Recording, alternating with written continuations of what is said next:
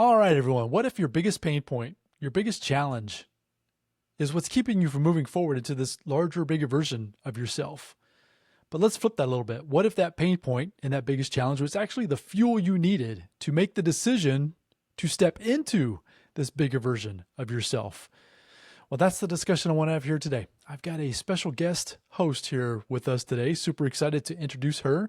It's my daughter, Adrienne. Hi, everybody. I'm happy to be here. Yes. I'm just trying to think of always some different ways to bring some different dynamics, some different points of view, different things to bring it to the podcast and maybe spice it up a little bit. And the person I thought of was Adrienne. She's been just a great influence even on me, being my daughter even. She helps me. We have conversations all the time, and that's kind of what spurred this. It was probably about a month ago, maybe. We just had a conversation. We were talking back and forth. And I'm like, you know what? We need to be on record or on video recording these conversations because number one, they're fantastic. And number two, she gives me kind of a different perspective. Obviously, she's younger than I am. She's learned things that I've tried to teach her, but at the same time, she's had pushback, right? She's pushed back on me a few times and tried her own thing, which has gotten her some different results. So that's where this pain point comes in. She's got a fantastic story of the last 12, 16, 18 months ago, maybe or so. I don't remember exactly Yeah, the time frame, but yeah, maybe let's just call it 16, 18 months that she's gone sure. and pushed herself outside of her own comfort zone. That my hope for you is in this episode that it's inspiration. I really want this to be inspirational to you. If you feel like you're stuck in a position of life, whether it's a relationship, whether it's a job, whether it's, I don't care what it is, even starting a business, launching out into the entrepreneurial space or even your side hustle, something like that. If you're stuck in any way, shape, or form, that's what today's episode I want to bring for you here today. I just want it to be as inspirational as I possibly can. The story that Adrienne will share, uh, it's cool. It's super cool. The outcome that's happened because of all the challenges, the decisions, everything that's transpired. And I've had a front row seat. Her mom and I helped her through this challenge, but to see her come out of it on the other side happier, uh, it's so much fun. Anyways, I'm going to quit babbling. Adrienne, come on here. Share some of this story, some of this Hey. wisdom. Introduce yourself a little bit. You were on an episode, or I had an episode. It's probably been, well, at the very beginning of when I launched the podcast. So if you want to go a hmm little bit deeper with Adrienne, that'd probably be where to go. I forget exactly which number it was. Maybe I'll try to link that up here in the show notes. But anyways, just a Yeah, little bit, maybe a little bit of a high level. Introduce yourself again to everybody here on the podcast. sure. No problem. I know that episode that we recorded, I don't know what number it was either, but I know it came out in August of 2022. So it's Okay. been just over 3 years Wow. since the Okay. last time we talked. Nice. Not the Nice. last time we talked, but the last Yes. time I was on the podcast. Last time we've had this recording session for sure. Yes. Well, So welcome just to back. kind of, well, thank you. Happy to be here. Cool. So just kind of a refresher. So I am your middle kid, eldest daughter. I am now, I guess I will be here in about 2 weeks. I'll be 26. I work full time. I am a bartender in a local distillery, and I also bartend in an event center. I live here in Franklin, Indiana, which is about, would you say, half hour Half an hour, south 40 of minutes. Indianapolis? Yeah. About half hour, almost directly south of Indianapolis. Sure. Yeah, not too far. Yeah. Far enough away to be out of the city, though. Right. Um, but not far from you guys either. So I'm 15, 20 minutes from you guys. So yeah, Love it. doing my own thing, learning how to be. That's kind of a into the story a little bit. Yes. So that's where let's maybe start diving in a little bit, if that's okay.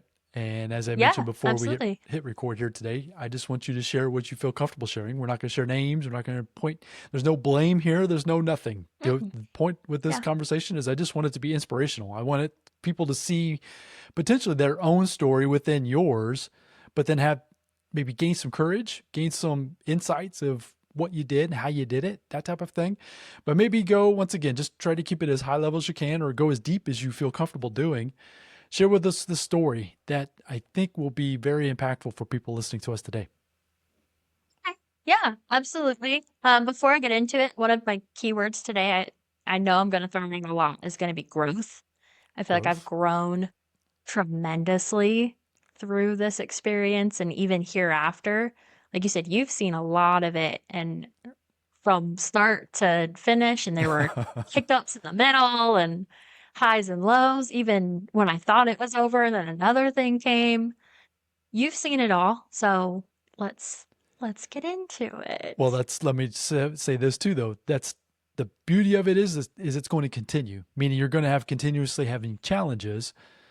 That's been my life. That's your life, right? We're all going through those things. But the good news is that you've pushed yourself so far and done so well this time with this situation that I think it's going to allow you to step into the next situation in a totally different mindset, which is, once again, that's where just having that courage to do it, right? To go through it, to become the person that you have been, that you've become today. That's where it's super cool to watch it from obviously a little bit of a distance, but obviously close enough to hear and know a little bit more about it as well. So yeah, please dive in. Yeah, so I was in a long-term relationship with someone that I thought I was going to be spending my life with. And I have a history of people pleasing and being self-sacrificing. I think I get that from my mom. I get that pretty honest You from do get my that from your mom. parents. Yes, your mom is that way Me as well. too. Yes. So I was always one to put others ahead of myself, to the point where it became detrimental to myself, to my mental health, to even my physical health, really. I had bought a house with this person. I had moved in with this person. I believe we lived there for just over a year in that house. Sounds about right. Um, and it's crazy how much can change and how some colors can come out when you're in a different scenario like that and there is no buffer anymore. Because before we moved, we were maybe 5 minutes down the road from you guys. I could hop over to the house, no problem. But after we moved, it was an hour. Mm. It was an hour to get to you guys. So it was a little more where I had to kind of like warn you guys that I was going to come see you. It had to be more almost like a scheduled thing to kind of check in and talk to you guys, really. So, in a way, I had almost isolated myself with this person, not realizing I was doing it in the moment. But I definitely let that happen.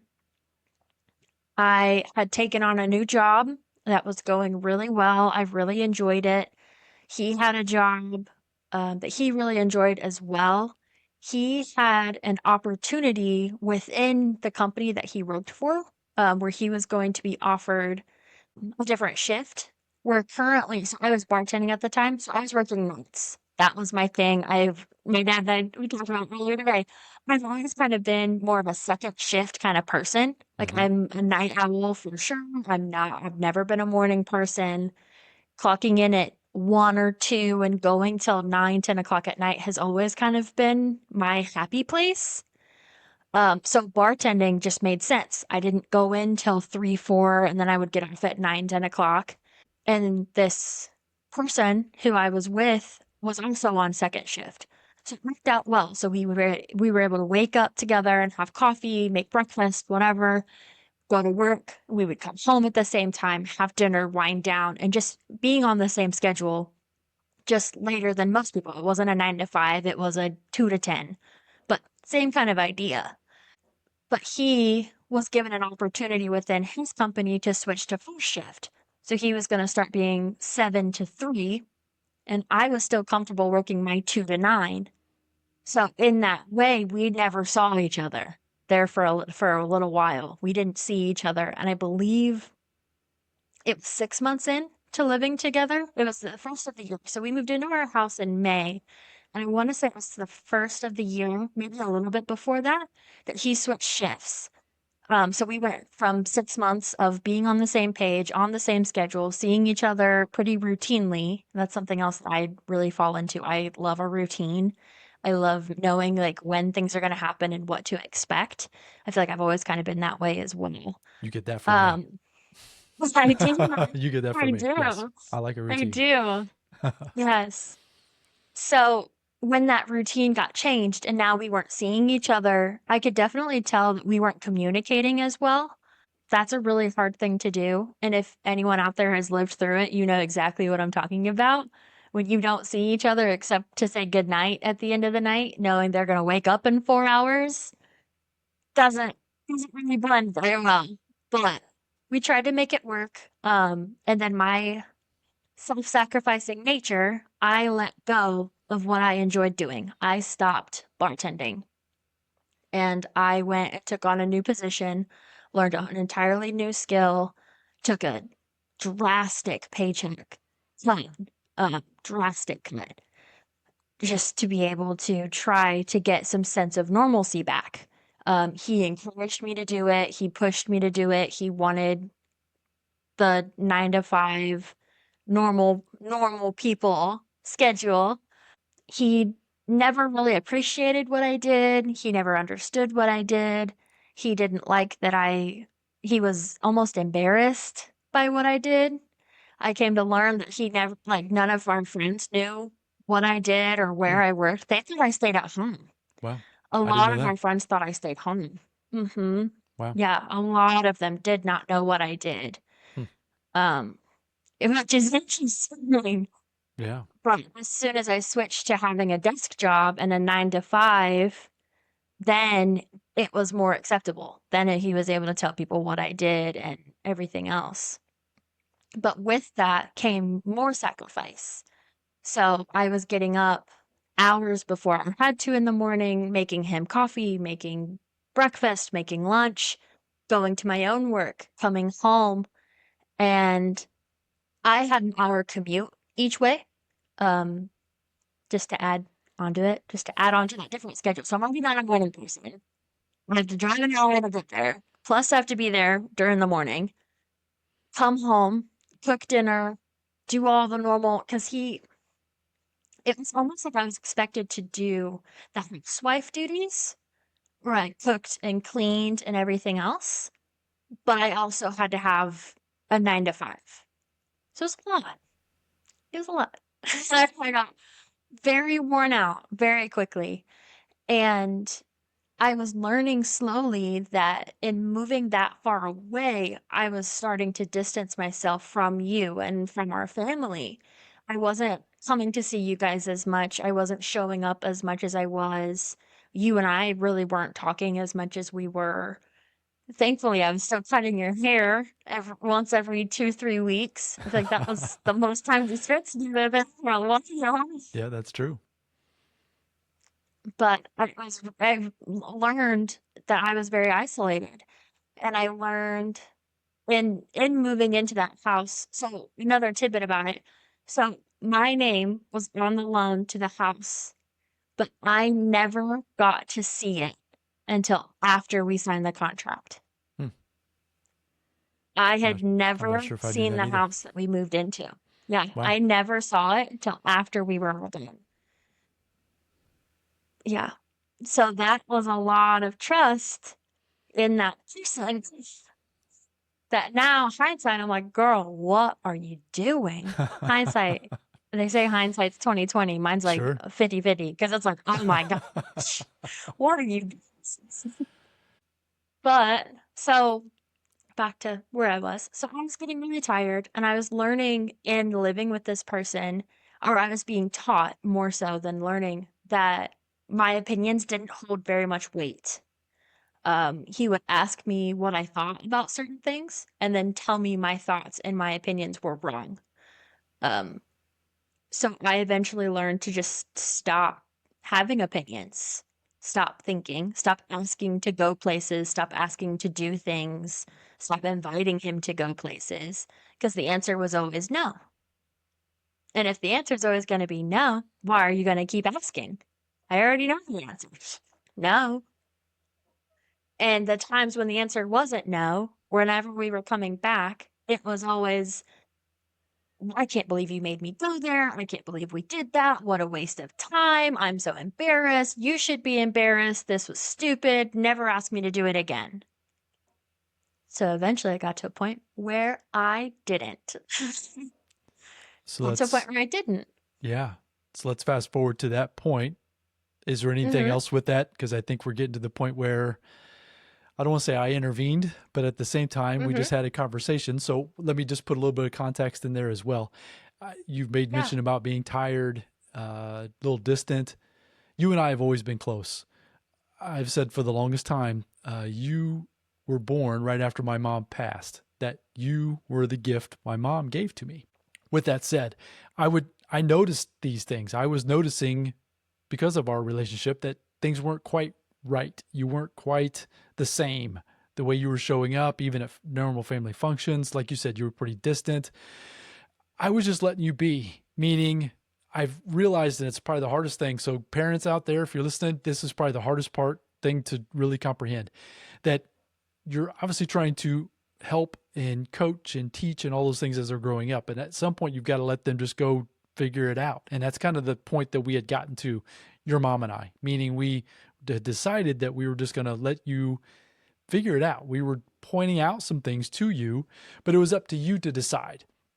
And that's where I think the biggest part of the impact of this story really will hit home for folks if they really hear really what happened from that when you decided forward. So just wanted to put a little context into that. I was seeing those things as well. And it was just a matter of having the right opportunity for me to voice an opinion where I felt it was at the right time, because it hadn't been up until that final day. Uh, Anyways, I'll let you take it from there. Thank you. One thing I did want to add also, that just an extra layer to why I was accepting of what was happening and why I wasn't saying anything. We were engaged. We Hmm. were planning a wedding. I was supposed to be getting married in August of 2024. No, August of 2024. We was supposed to be getting married. And this part of the story I'm telling about now was early 2024, like January to May, Mm-hmm. was when things really started to get a little hairy, a little weird. So just a little extra context. So Yep. I was telling myself, I was like, this is my person. This is what we're doing. It'll get better. It'll get better. It'll get better. And I remember one day being in the bathroom and looking myself in the mirror and like asking out loud. I remember he wasn't there. I remember being like, why do I live here? I didn't even know what this city was before we moved here. Why am I here? What am I doing? Why am I working this job that I'm working? I don't even like it. I liked the people. I did not enjoy what I was doing. And I knew I didn't enjoy it. Yes. I was like, what am I doing? Is this all that there is? Is this the end all be all? And I remember thinking, I was like, there's no way. There's no way this is it. But I felt stuck. I felt like this was the decision I had made and it was mine to live with. I had signed the dotted line. I was on the house. I believe that this realization with myself was maybe a month before you had come to me. Hmm. So I had already been having kind of those doubts and those thoughts, but I just shoved them down. I was like, you're crazy. You're not getting enough sleep. You're just hungry. You're crazy. Like it was a fleeting moment is what I tried to tell myself that it was. And we'll fast forward a little bit, till about a month later. I remember this day like it was yesterday. Me too. I believe I believe it was a Tuesday, Middle of the maybe a week for Wednesday. sure. Yeah. Middle of Something the like that. week. Tuesday, Middle of the Wednesday. week. Yeah.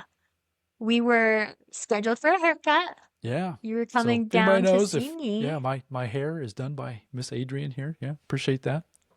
Yeah. You So were I welcome. either will come see you or you will come see me and we'll get that done. So yeah, this was a haircut day for me. I remember it was pouring It down was. rain too. It was. Yep. It I remember that. It was was. in I May. do remember. Mm-hmm. It was. I remember.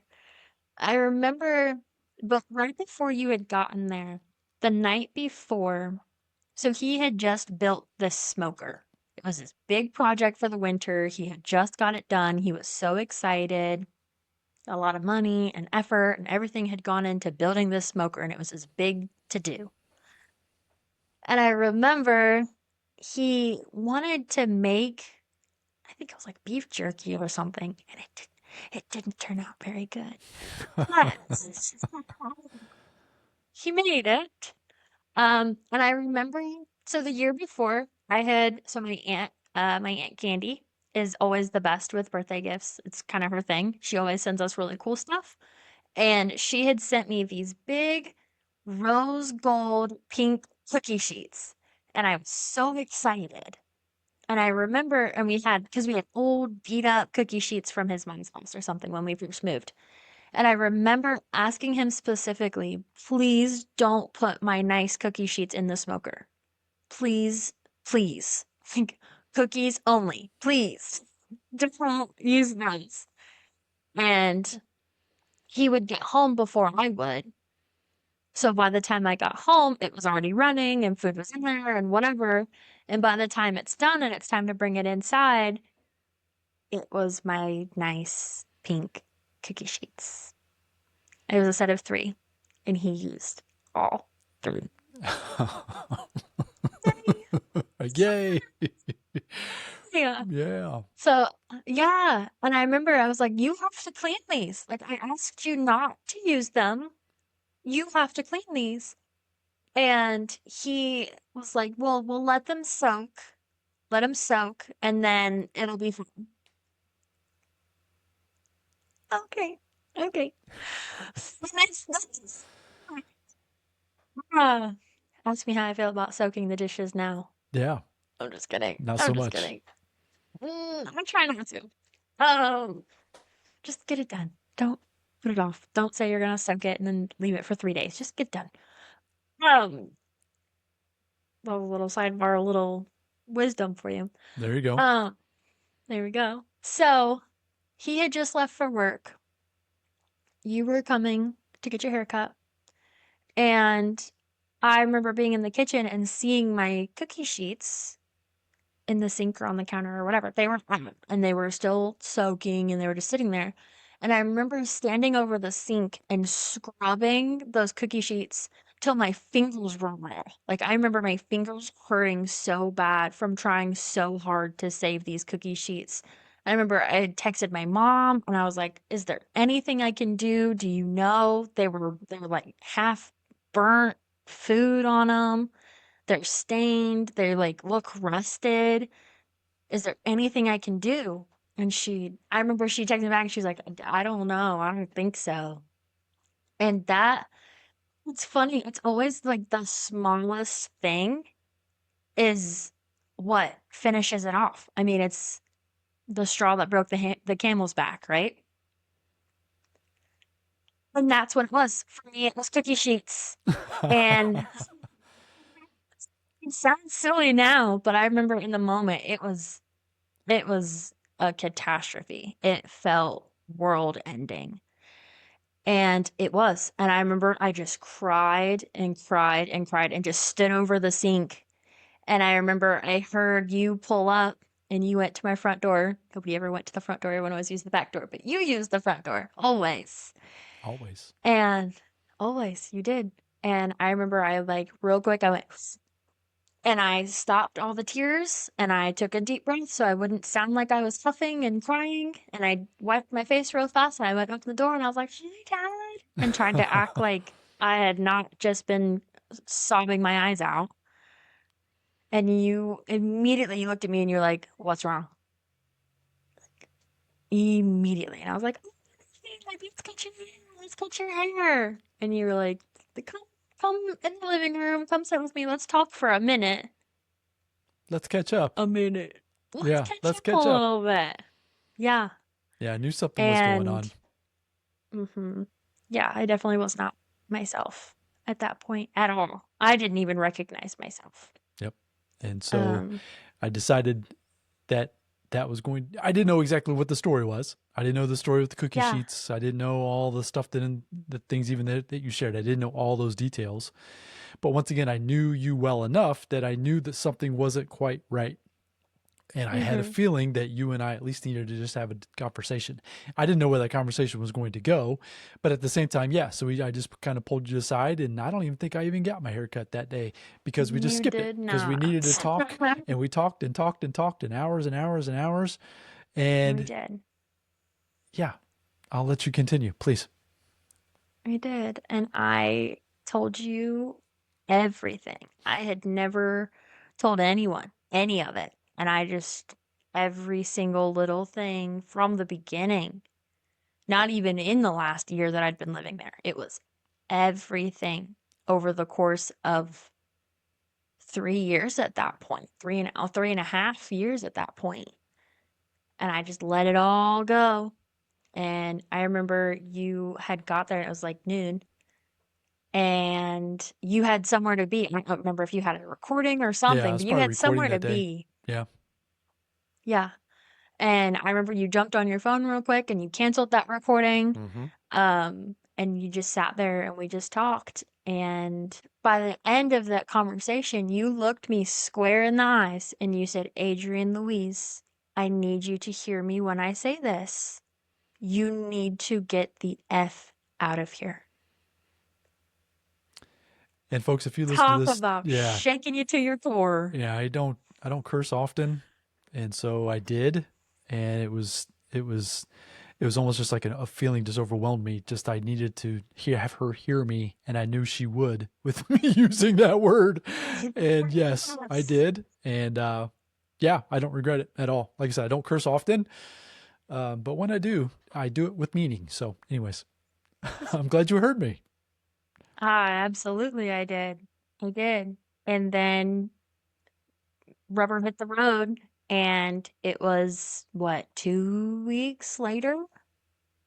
I told him it was a Friday by the time I told him. I was like, "Hey, I can't do this. Like this isn't what I want to do. This isn't who I want to be.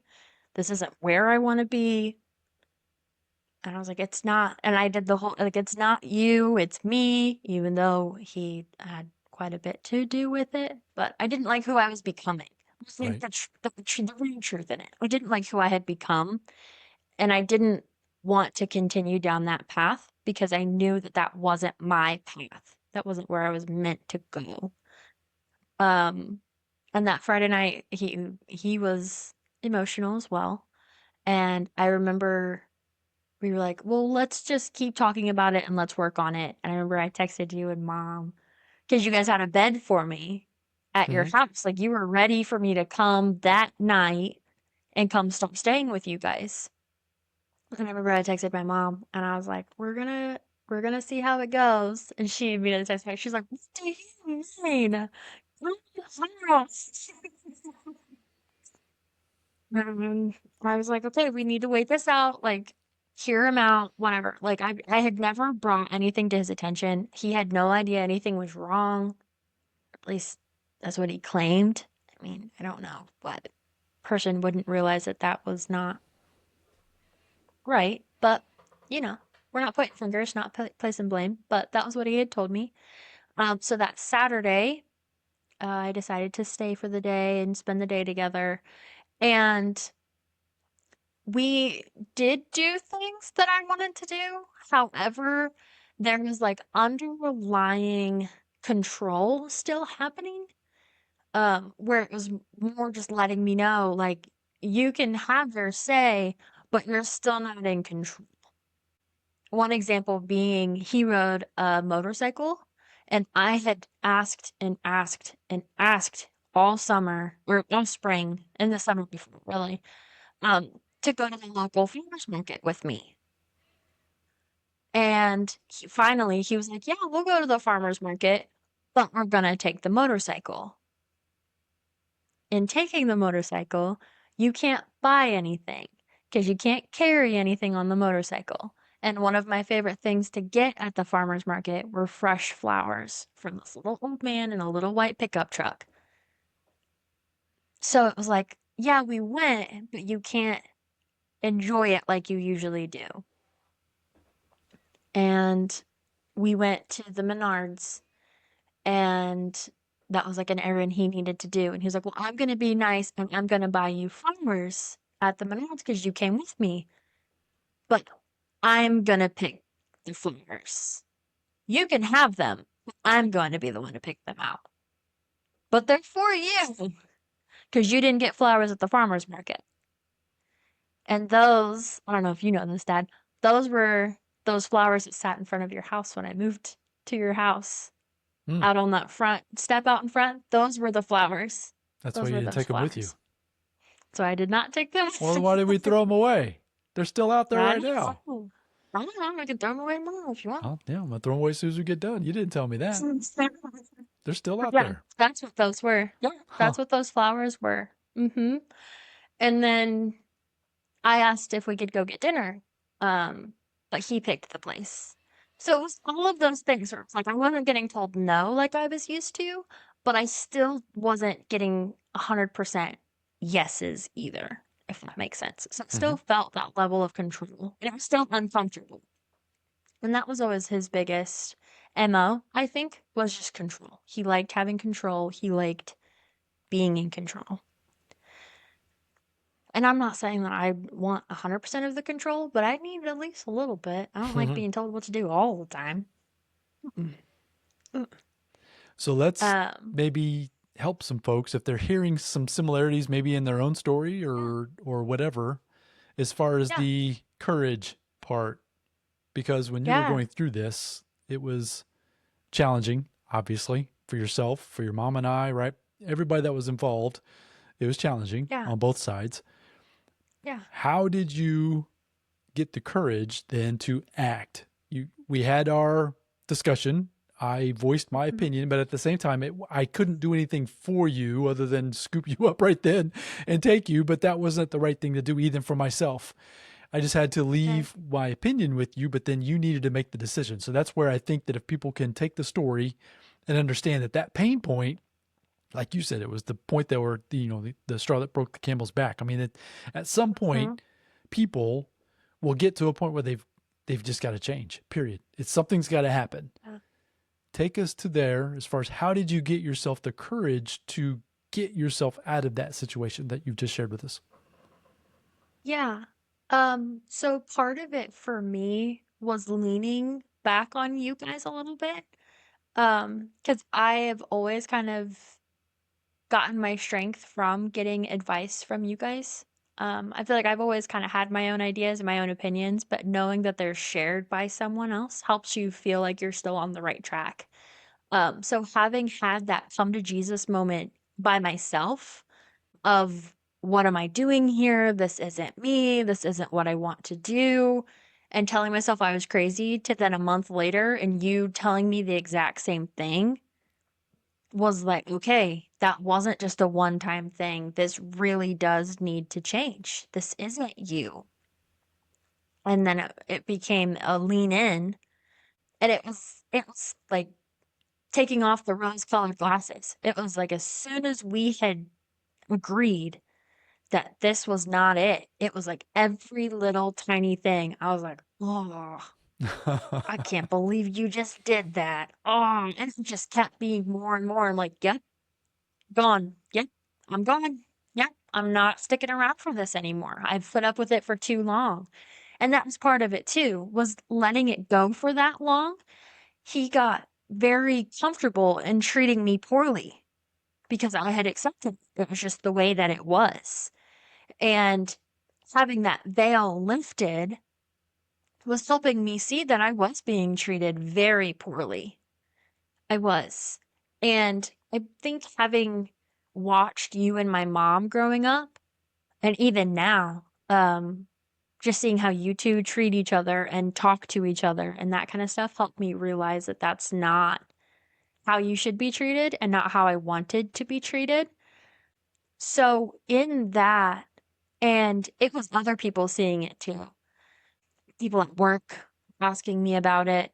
It was not wanting to go home, really, and that should be your safe place. And it's just, I just dreaded going home. And I was like, I can't live like this. I can't do it. And I had picked a day and I was like, this Friday, I'm done. I'm not doing it. I had talked to you and mom. You guys have been telling me for the whole 2 weeks, like, we've got to do it when you're ready. Come on. That was helpful too, knowing I had somewhere to go. But then also knowing that it was for me at that point, and I hadn't done anything for me in a long time. And it was time. It was time for me to do something for me. And that was what it took. Because in my younger days, you can attest to this too. I stood up for myself quite a bit more. I was very sure of myself, even in choosing to not take the college route or what I wanted to do. And I was always pretty sure of myself. And then it was just a complete 180, and I had no sense of self. And I was just like, I'm not going to do this. This isn't what I want to do. This isn't okay. And then, yeah, and then hearing it reiterated back to me from you was like, yeah, you're not crazy. This does need to happen. And then it was just laying the groundwork and making it happen in the sense of, how do I start canceling this wedding without there being warning signs? How do I start slowly moving my stuff out without there being warning signs? How do I start making a list of all my belongings to make sure I don't forget anything when I do decide to move out? Looking into, how do I get my name off of this house? How do I get out of the loan? Thank goodness that everything as far as our financials, aside from the house, were all separate. I don't know how we would go into that. I have no experience in that, so I can't speak to that. Thankfully, really. So all my financials were on my own. My car was my own. All that kind of stuff was fairly easy. The only thing that tied us together was the house.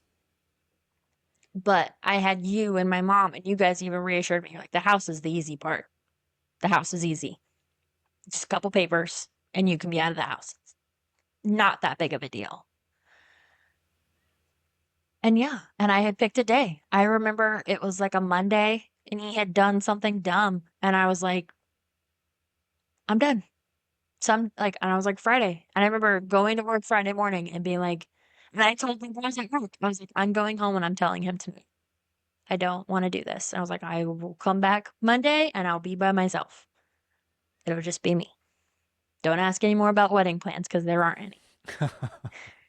But So, yeah, I mean, yeah. is Anything else? that, I'm sorry. I don't mean yeah. to interrupt you. No, you're okay. I was going to ask if that kind of answered your question, if that was helpful kind of insight. That was just more what I needed to do. Was I just needed to lean on myself, really. I needed to trust in myself, which I hadn't been doing for a long time. So I think this has been my experience. So this is where you can kind of help me through this. You didn't have all the Yeah. answers as far as what you were going to do. It's like you said, you had questions about the house. There were so many different Mhm. unknowns that I think a lot of times those unknowns is what keeps us paralyzed in our current situation. Yeah. Talk us through that, meaning you had the courage, you obviously made the decision. You didn't, like you said, you had a wedding planned. We were already going through the process of getting all that pulled Yeah. together. I mean, there was a lot of moving Yeah. parts that were going on in the moment, but you didn't. Yes. That's where I'm so proud of you. So let me just say that right up front. I'm so proud of Thank you. you that you took control of the situation.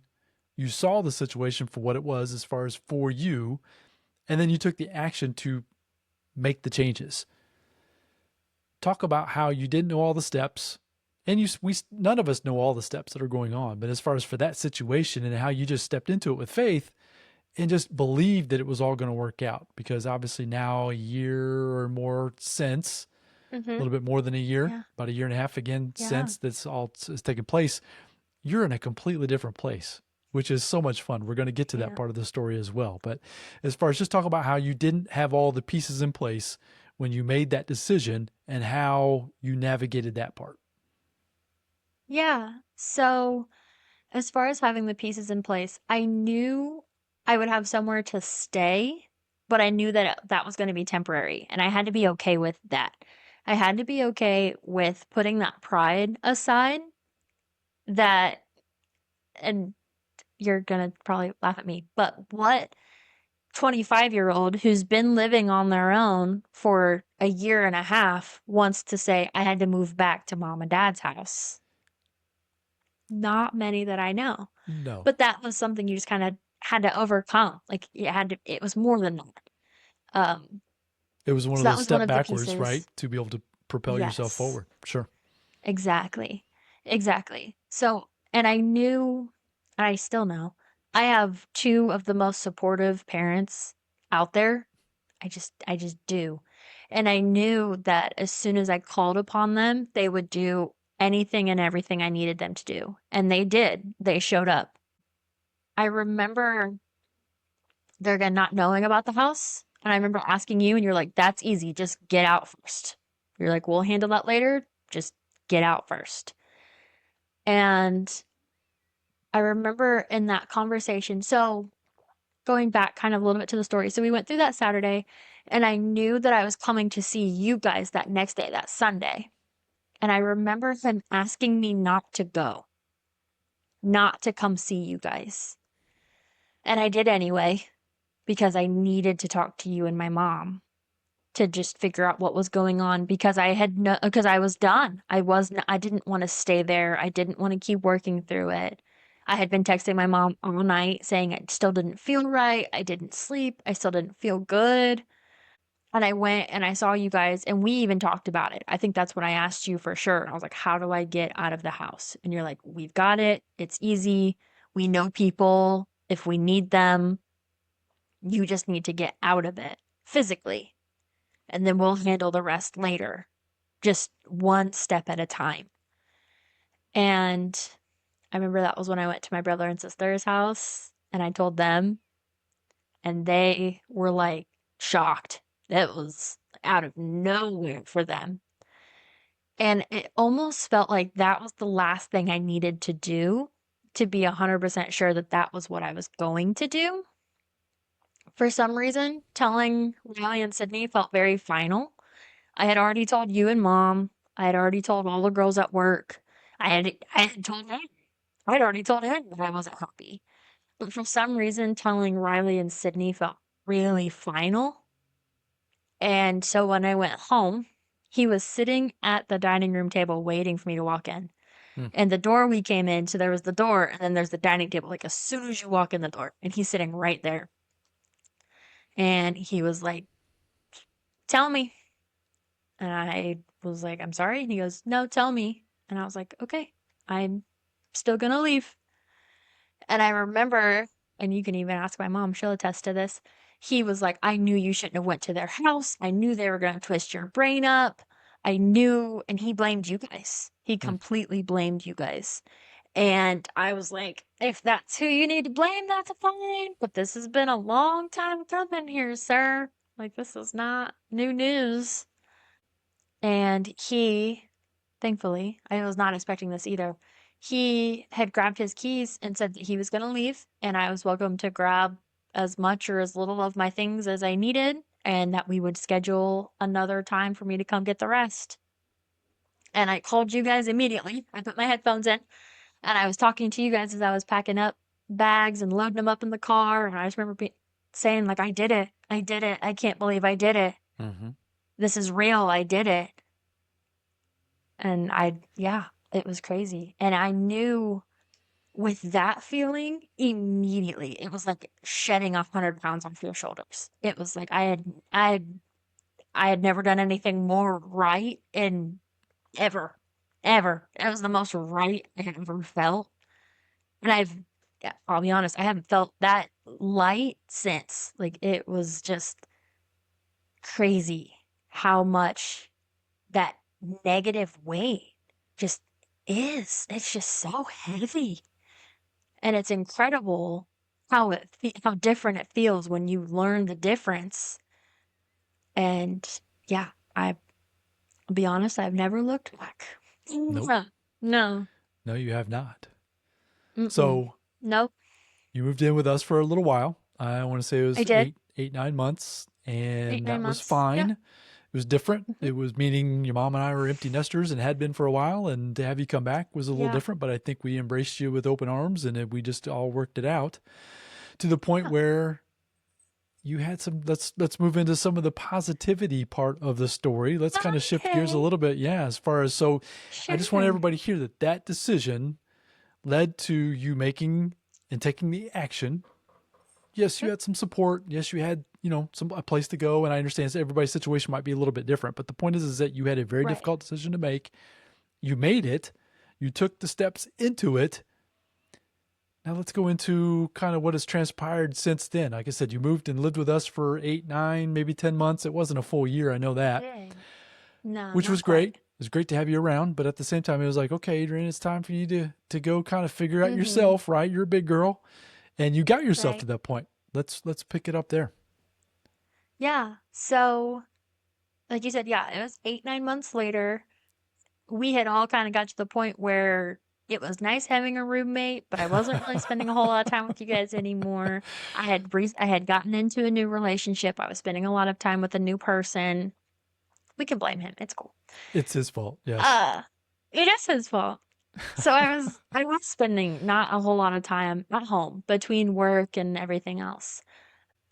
And I had an opportunity arise through people that we knew that they were renovating an apartment here in Franklin, and that if I was interested, they were going to offer it to me first.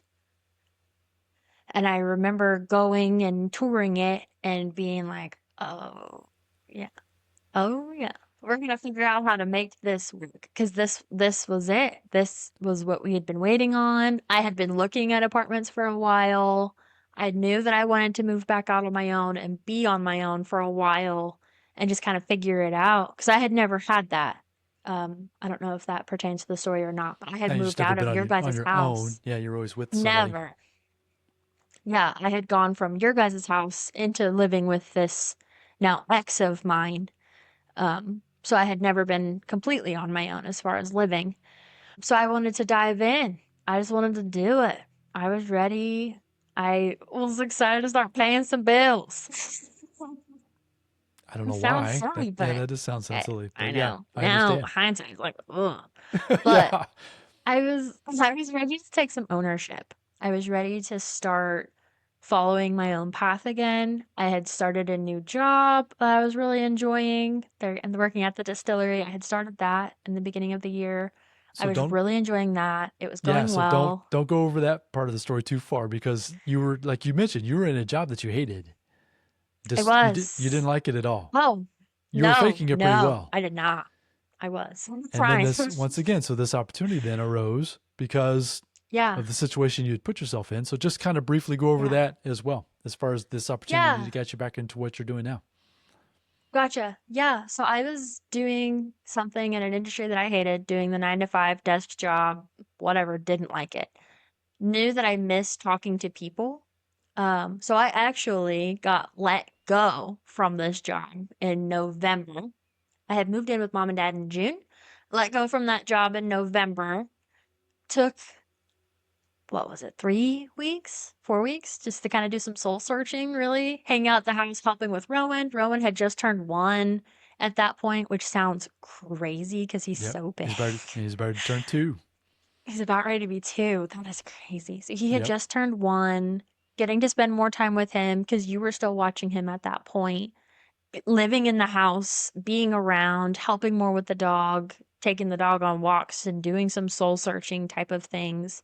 What do I want to do? What do I miss doing? And I realized that, and I was working more at the event center with my mom. So I was leaning more into the bartending, the events and stuff.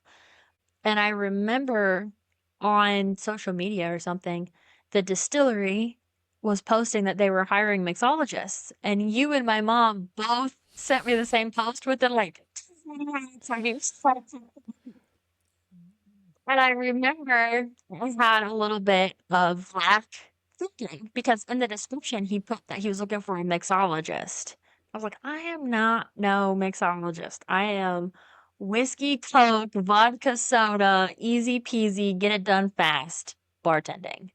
Not fancy, make it look pretty, craft cocktails. That wasn't what I did. In my head, that wasn't what I did. But I followed your guys' encouragement and I went and interviewed and it went really well. And I ended up getting hired on at the distillery. So it's a bourbon and gin distillery. It's actually the first one in the county. It's pretty cool. Just a little fun That fact. is, yeah, it is First one super since cool. the Civil War era, Yeah, that in is the neat. county. Yeah. We're one of the smallest distilleries in the country. I almost said the state, in the country. One of the smallest distilleries in the country. But upon becoming mixologist, I am now the lead, meaning that I am behind the bar more than anyone else on staff currently. And I go in special during the week. So we're only open on the weekends. So I go in on a weekday and help with production. So I make all of the syrups that we use. I help come up with the recipes for the cocktails on the menu. I help production with the bottling. So I help with bottling, labeling. We wax dip all of our bottles. So I get to be part of each step of the process, really, aside from the actual distilling part, which I should be getting to dip my toe into here soon, hopefully, which will be really fun.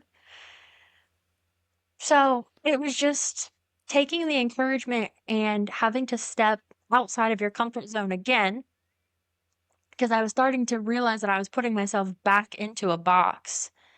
And I was like, why did we do all of this to begin with if we're just going to keep being in boxes? I was like, we can't do that. So upon leaning in, it's become more than I ever thought it would. And it'll be 9 months next week since I started, which is crazy. It's flown by so fast. But if I had told myself that's not who I am, or tried to reject a label or to put my own label on myself that didn't match, I never would have known that this is what it is. And now I have regulars and people who make sure they come in when I'm working. And I have a couple regulars who have my phone number and who'll text me to make sure I'm working before I come in. That's awesome. It's just really neat. Yeah. It's Yeah. just a totally different dynamic than anything I even experienced before being behind the bar.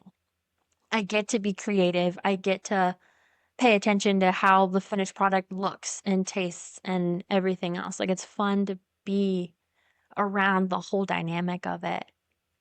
It's way more Love it. fun. And then, Yeah, plus, you stepped in and met somebody that's very important to you.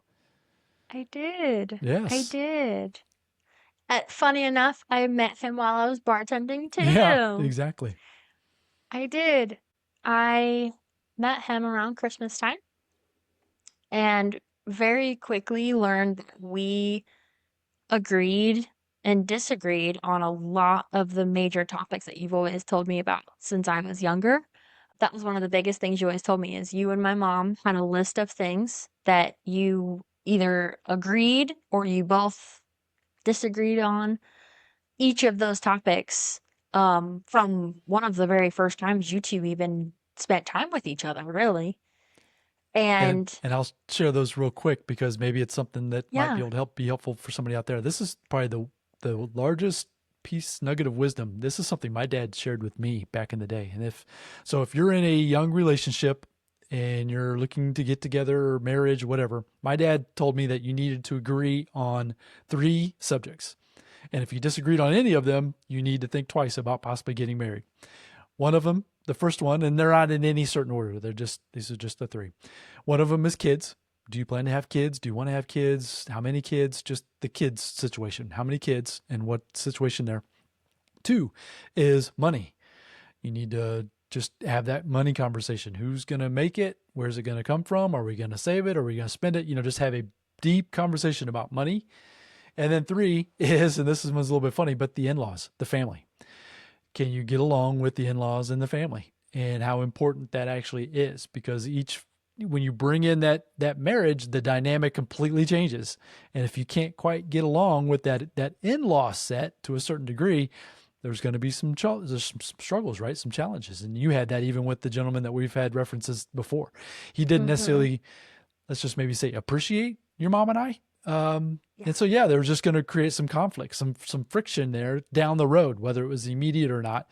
But yeah, those 3 things: kids, money, and the in-laws or the family, just making sure that there's some agreements in those three areas. So maybe hopefully somebody can take that, and that's useful for them at this point in the story. So yeah, anyways, you're right. So you've had that discussion with this, we won't name him today, but this other individual, and so far so Mhm. good on those conversation. So far, so good. Well, Now, good. I remember, as crazy as it sounds, I remember subtly bringing them up the very first time we hung out. So I was like, I am not doing a repeat of what I just did. I I'm need gonna to find out figure sooner this rather than later, out huh? pretty quick. Yeah. Yeah. And I remember immediately it was like, oh my gosh, like, Yeah. where have you Yeah. I spelled something like, where have you been? Where have you been? And I know, and I say it also to him, and we joke about it when I say, where have you been? But I also tell him, it's like, we both had to go through things True. first. I had to learn a lot about myself and what I am and am not willing to put up with, what I deserve. And I don't think if I had met him back then, I would appreciate him as much as I do now. And that was a lot that I had to learn from. And funny enough, his relationship before he met me was very, very similar to the one that I had come from. It, almost eerily parallel down to like the timeline. It was wild. But we both had a lot of learning and growth and things we had to do first before we knew each other. And I tell him all the time, like, if you knew me back then, you would not like me. If you knew who I was before, you would not like me because I am drastically different than I was even a year ago. It's like I don't recognize myself when I look back a year ago. I don't think I'm that person anymore. Maybe you can attest to that too. I don't think I am. We're always growing. Just very little. Yeah, we're Yeah. always growing. And so that's the encouragement I want to leave folks with here today is through this story Yeah. that with a little courage, with a little support, if you can find it. I know maybe sometimes it might be a little difficult to find that support, but hopefully maybe this story and sharing this with you on this episode today will be a little bit more of that support, that you can find that courage and step into this newer, bigger, better version of yourself that, like you said, now looking back in hindsight, you're seeing it. It's like you knew it to your core, but it wasn't really expressing it on the outside. And now it Right. is. And it's so much fun to see you doing those things now. This new gentleman is fantastic. We love him. Your mom and I I was love gonna him. say He's we so just much hung out fun. with Yeah, we were just hanging out just the other day. He's which great. that would never would have happened before. Never. No, no. And And it was it's his idea to hang yeah. out with you guys. So you just never It's pretty know. cool.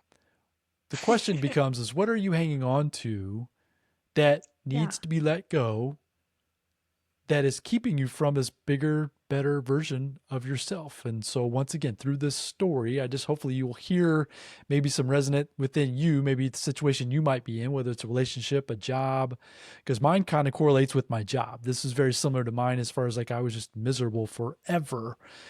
And I finally got enough courage to step out of that, which I think is where I was able to encourage Adrienne at the time to do this for herself, is because I knew that it was going to be better, even than the time frame of it being painful in the moment. It was going to be better in the long run. I just was confident of that. And I'm just excited to hear that it's turned out as well as it has.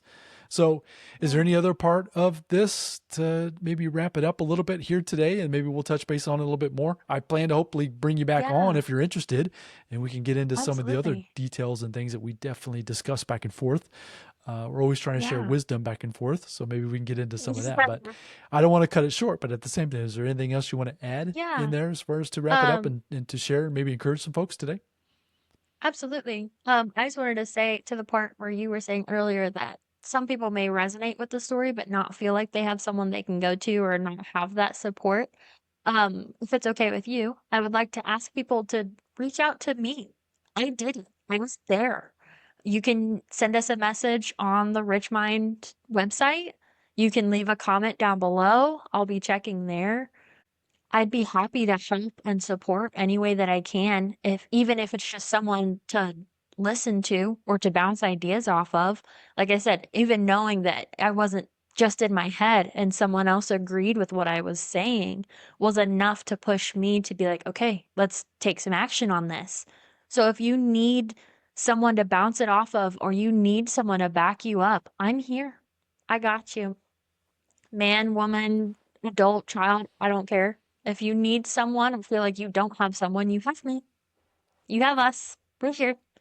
Love it. And I just want to reiterate that old adage also. You have to let go of the good to get to the great. Mm-hmm.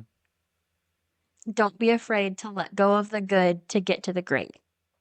Just because you have 10 grapes and it feels good because you have 10, you could have a whole watermelon. Love it. Love it. Mic drop right there. Damn. So the best place to reach us, folks, is info@richmind.co. Just send us an email, and maybe in the subject line, just put Adrienne or need help or something like that. Just maybe reference this episode. I'm not exactly sure what we're going to title it, but at the same time, just reference this episode. We'll know what you're talking about. I will make sure that I get that over to her, and then between you and her, you guys can coordinate sometimes to chat, whether it's a phone call or a text or whatever's best. But definitely reach out and let us know if we can help support in any way, shape, or form, because that's what we're trying to do, right? That's really, and I appreciate you sharing that story, Adrienne. I know obviously in the moments it was challenging and it wasn't fun. There was a lot of tears, a lot of anxiety, a lot of negative stuff was going on in that Yes. year and a half.